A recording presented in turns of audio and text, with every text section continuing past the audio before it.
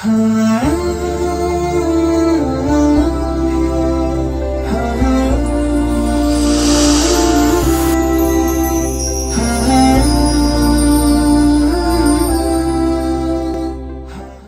باللہ من الشیطان الرجیم بسم اللہ الرحمن الرحیم قل یا ایہا الکافرون لا اعبد ما تعبدون ولا انتم عابدون ما اعبد ولا انا عابد ما عبدتم ولا انتم عابدون ما اعبد لکم دینکم ولی دین۔ ہمارا ارادہ یہ تھا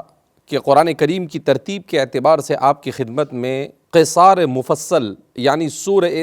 زلزال سے اذا زلزلت الارض تفسیر کو شروع کیا جاتا اور الناس تک ختم کیا جاتا، مگر چونکہ ہمارے پاس دن بہت کم تھے لہذا اس بنا پر جن صورتوں کی فضیلت زیادہ ہے اور جو صورتیں زیادہ نمازوں میں پڑھی جاتی ہے ہم نے اسے ترجیح دیتے ہوئے اسی ترتیب کے اعتبار سے آپ کی خدمت میں قرآن کریم کی ان صورتوں کی تفسیر پیش کرنے کی کوشش کی ہے۔ آئیے ہم سمجھتے ہیں یہاں پر سورہ کافرون کو۔ سورہ کافرون یہ قرآن کریم کی اہم ترین صورتوں میں سے ہے۔ نبی کریم صلی اللہ علیہ وسلم نے اس کی بڑی فضیلتیں بیان کی ہے۔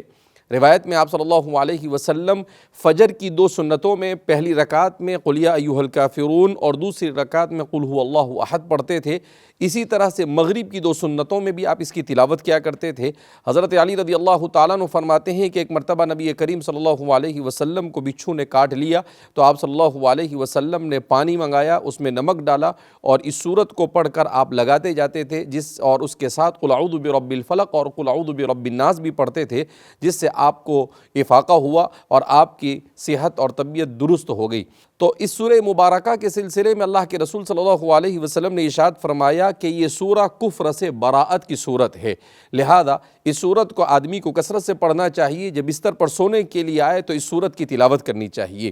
اس سورہ مبارکہ کا پس منظر کیا ہے، یہ سورہ مبارکہ کس بیک گراؤنڈ میں نازل ہوئی، یہ بڑی اہمیت کا حامل ہے اس موقع پر، اس لیے کہ ہم جس دور سے گزر رہے ہیں اس دور میں مسلمان بہت سارے ملکوں میں اقلیت میں رہتے ہیں اور وہاں پر انہیں بعض مرتبہ جن لوگوں کے ساتھ رہتے ہیں ان کے ساتھ مفاہمت کی ضرورت پیش آتی ہے۔ ایسے موقع پر کن چیزوں میں مفاہمت درست ہے اور کن چیزوں میں مفاہمت کی کوئی گنجائش نہیں ہے، اس کو دو ٹوک انداز میں سورہ مبارکہ میں بیان کیا گیا ہے۔ اس سورہ مبارکہ میں اللہ رب العزت نے بیان کیا ہے قل یا ایھا الکافرون، قل آپ کہہ دیجئے محمد عربی صلی اللہ علیہ وسلم یا ایھا الکافرون، اے کافرو، لا اعبد ما تعبدون، میں جس کی عبادت کرتا ہوں اس کی عبادت تم نہیں کرتے، ولا انتم عابدون ما اعبد، اور نہ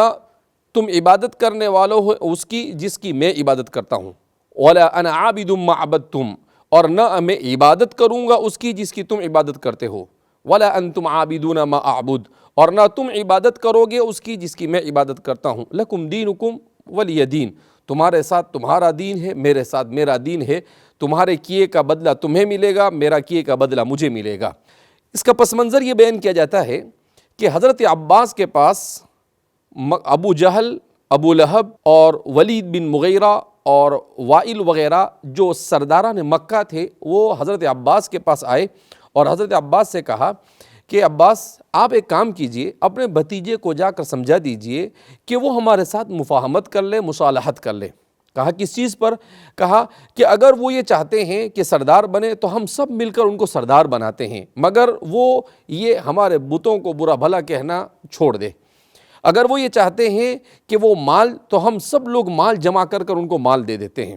اور اگر وہ یہ چاہتے ہیں کہ کسی حسین عورت سے شادی کرے تو ہم عرب کی سب سے حسین عورت کو ڈھونڈ کر لاتے ہیں اور ان کے نکاح میں دے دیتے ہیں، مگر وہ ہمارے ساتھ اس طرح سے مفاہمت کر لے۔ اللہ کے رسول صلی اللہ علیہ وسلم کی خدمت میں آئے تو اللہ کے رسول صلی اللہ علیہ وسلم نے کہا کہ تبا لکم، ہلاکت ہو تمہارے لیے، یہ کون سی دعوت ہوئی، میں ان سب چیزوں کے لیے نہیں آیا، میں تو ایک اللہ کی طرف بلانے کے لیے آیا ہوں، مجھے ان چیزوں کی کوئی ضرورت نہیں۔ جب ان کا یہ پیترا بیکار گیا تو پھر اس کے بعد دوسرا اسلوب انہوں نے اختیار کیا، انہوں نے کہا کہ چلو ٹھیک ہے، اگر آپ کو یہ بات تسلیم نہیں ہے تو ہم دوسرا ایک کام یہ کرتے ہیں کہ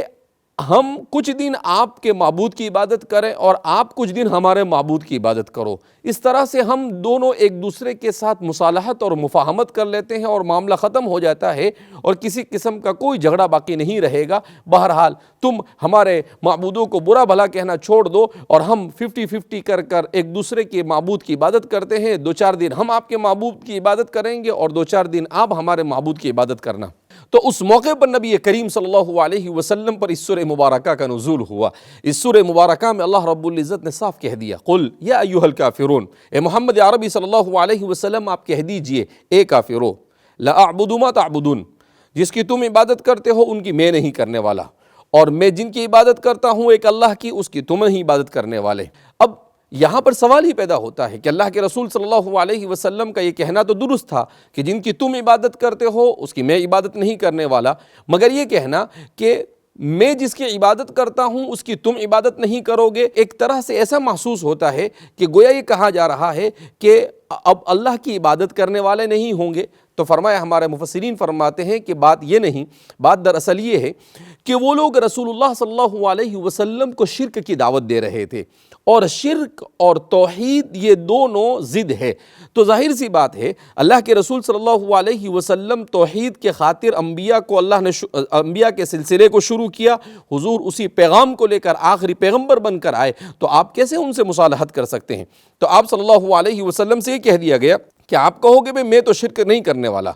اور وہ لوگ تو چونکہ ٹھیٹ اور پکے مشرک تھے ہی، لہذا وہ کسی صورت میں وحدانیت کی طرف آنے والے نہیں تھے. اس لیے آپ صلی اللہ علیہ وسلم نے کہا کہ تمہاری اس وقت جو سچویشن اور حالت ہے، ان حالت میں تو مجھے نہیں لگتا ہے کہ تم ایک اللہ کو ماننے کے لیے تیار ہو جاؤ. لہذا اس بنا پر اللہ رب العزت نے اس سورہ مبارکہ میں مسلمانوں کی تعلیم دی کہ مسلمان اصول میں کمپرومائز نہیں کر سکتا، مسلمان عقیدے میں کمپرومائز نہیں کر سکتا، مسلمان قیامت تک کا یہ اصول ہے. اسی لیے ہمارے مفسرین فرماتے ہیں کہ بعض لوگوں نے کہا کہ یہ سورت منسوخ ہے، مگر وہ سراسر بے بنیاد اور غلط ہے، اس لیے کہ اللہ کے رسول صلی اللہ علیہ وسلم کے یہاں پر 2 طرز عمل. حضور اسلام سے زیادہ دنیا میں امن اور سلامتی والا کوئی مذہب نہیں ہو سکتا ہے، اور جتنی مصالحتیں رسول اللہ صلی اللہ علیہ وسلم نے کی اتنی مصالحت اور کسی نے نہیں کی. حضور نے مدینہ منورہ آنے کے بعد یہود مدینہ سے مصالحت کی، اللہ کے رسول صلی اللہ علیہ وسلم نے صلح حدیبیہ میں ان سے مصالحت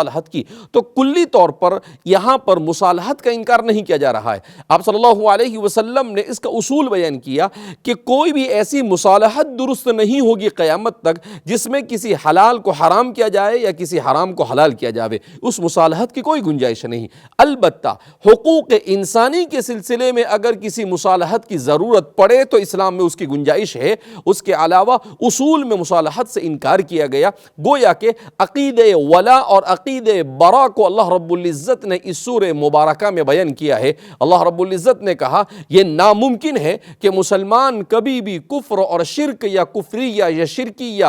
یا اس سے اشتباہ رکھنے والے کسی بھی عمل میں کہیں سے بھی شریک ہو. یہ ان لوگوں کے لیے صاف پیغام ہے جو کسی بھی ملک میں اقلیت میں مسلمان بن کر رہتے ہیں اور اکثریت کے دباؤ میں آ کر طرح طرح کے شرکیہ امور کے اندر میں شریک ہو جاتے ہیں. وہ ذرا ایک مرتبہ اس سورہ مبارکہ کو اچھی طرح سے پڑھنے کی کوشش کرے. اللہ کے رسول صلی اللہ علیہ وسلم بار بار اس سورہ مبارکہ کو پڑھنے کی اور دن میں 2 مرتبہ، دن کے شروع میں اور دن کے اخیر میں سنتوں میں پڑھنے کا اہتمام اسی لیے کرتے تھے تاکہ ایمان قلب میں راسخ ہو جائے اور کفر کی گھناؤنی اور اس کی نجاست سے انسان کا دل و دماغ ہمیشہ پاک اور صاف رہے. لہذا ہمیں اس سورہ مبارکہ کو خوب اچھی طرح سمجھنے کی ضرورت ہے. اللہ رب العزت فتنہ ارتداد کے اس دور میں اور ثقافت کے ارتداد کے اس دور میں ہمیں ایمان پر استقامت نصیب فرمائے. کفر، شرک، نفاق اور فسق و فجور اور معصیت سے اللہ ہماری حفاظت فرمائے، اور اللہ رب العزت قرآن کریم کے